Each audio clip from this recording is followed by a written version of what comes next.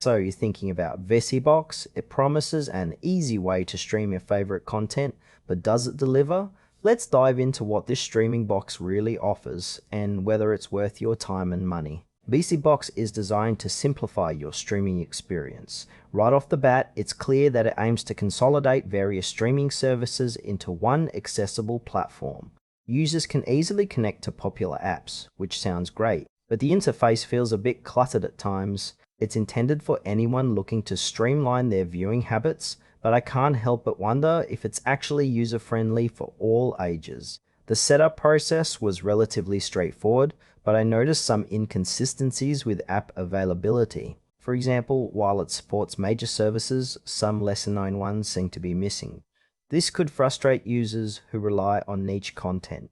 Overall, the concept is solid, but there are moments where it feels like the execution falls short. It's worth noting that the performance can vary depending on your internet speed, which might not be ideal for everyone.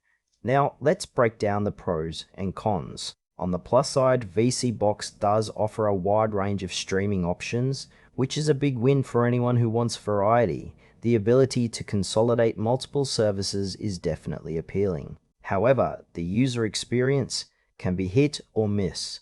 Some features feel a bit clunky and the search function isn't always reliable.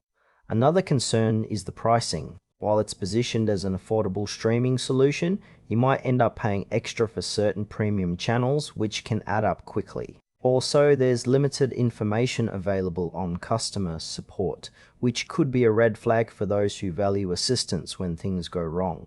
Overall, vSeeBox might work well for casual viewers, but die-hard streamers might find it lacking. In conclusion, vSeeBox could be a decent option for those looking to simplify their streaming. However, if you're serious about your content and want a flawless experience, you might want to consider alternatives. It's worth trying if you're curious, but just keep your expectations in check.